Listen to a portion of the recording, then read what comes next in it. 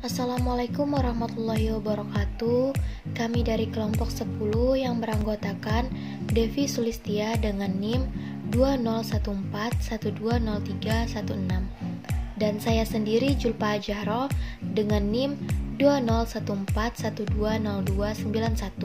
akan memaparkan sebuah materi sejarah pemikiran ekonomi Islam pada masa Al-Syatibi. Tujuan pembuatan video ini untuk memenuhi salah satu tugas sejarah pemikiran ekonomi Islam, dosen pengampu Ibu Jelita. Baik, langsung saja akan dijelaskan oleh teman saya. Biografi Al-Syatibi.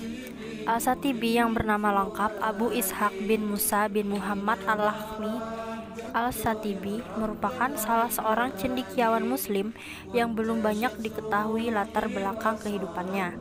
Yang jelas, ia berasal dari suku Arab Lakhmi. Nama Al-Syatibi dinisbatkan ke daerah asal keluarganya, Satiba atau Jatipa, yang terletak di kawasan Spanyol bagian timur. Al-Syatibi dibesarkan dan memperoleh seluruh pendidikannya di ibu kota kerajaan Nasr, Granada, yang merupakan benteng terakhir umat Islam di Spanyol. Masa mudanya bertepatan dengan masa pemerintahan Sultan Muhammad Al-Ghani Billah yang merupakan masa keemasan umat Islam setempat karena Granada menjadi pusat kegiatan ilmiah dengan berdirinya Universitas Granada. Pemikiran ekonomi Al-Syatibi, objek kepemilikan.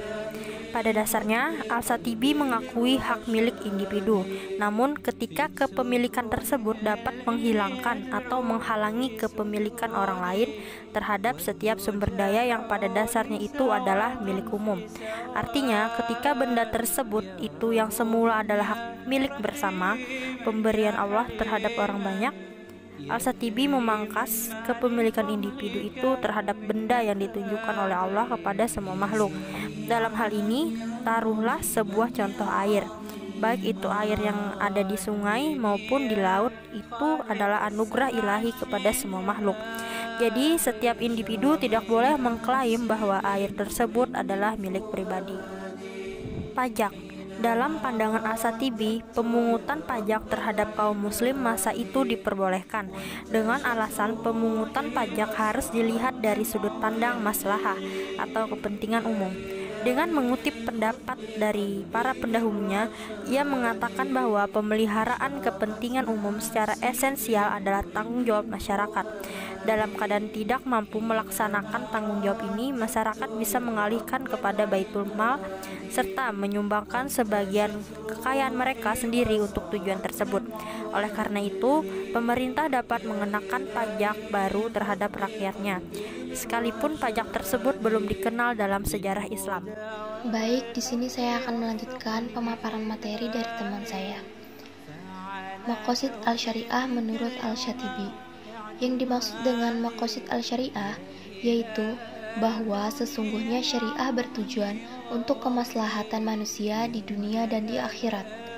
Konsep maqasid al-Syariah menginginkan setiap individu memperhatikan kesejahteraan mereka, dan Al-Syatibi menggunakan istilah maslahah untuk menggambarkan tujuan syariah ini. Al-Syatibi membagi maqasid al-Syariah menjadi 3 bagian, yaitu daruriyat, hajiyat, dan tahsiniyat. Daruriyat berisi 5 maqasid syariah, yaitu menjaga agama, menjaga jiwa, menjaga akal, menjaga keturunan, dan menjaga harta. Selanjutnya hajiyat. Hajiyat merupakan jenis maslahat yang dimaksudkan untuk memudahkan kehidupan, menghilangkan kesulitan, atau menjadikan pemeliharaan yang lebih baik terhadap 5 unsur pokok manusia. Selanjutnya tahsiniyat. Tahsiniyat hanya berfungsi sebagai pelengkap, penerang, dan penghias kehidupan manusia, dan tidak dimaksudkan untuk menghilangkan atau mengurangi kesulitan. Selanjutnya korelasi antara daruriyat, hajiyat, dan tahsiniyat.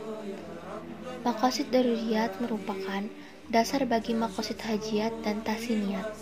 Kerusakan pada maqasid daruriyat akan membawa kerusakan pula pada maqasid hajiyat dan tahsiniyat. Sebaliknya, apabila kerusakan pada maqasid hajiyat dan tahsiniyat tidak akan merusak maqasid daruriyat. Kerusakan pada maqasid hajiyat dan maqasid tahsiniyat yang bersifat absolut terkadang dapat merusak maqasid daruriyat. Pemeliharaan maqasid hajiyat dan maqasid tahsiniyat diperlukan demi pemeliharaan maqasid daruriyat secara cepat. Selanjutnya karya-karya Al-Syatibi. Syarah Jalil al-Khulashah fi al-Naul, Al-Muwafaqat fi Usul al-Syariah, Al-I'tisam, Al-Ifadah wa Al-Isyadah, Al-Unwan al-Itikaf fi Ilm al-Istiqaq, dan Ushul al-Nahwu. Kitab Muwafaqat fi Usul al-Syariah adalah kitab paling monumental sekaligus paling dikenal di antara karya-karya Al-Syatibi. Kitab ini terdiri dari 4 juz yang isinya mencoba menyelaraskan pendapat Imam Maliki dan Imam Hanafi. Mungkin sampai di sini saja pemaparan materi dari kami. Salah hilap mohon maaf. Wassalamualaikum warahmatullahi wabarakatuh.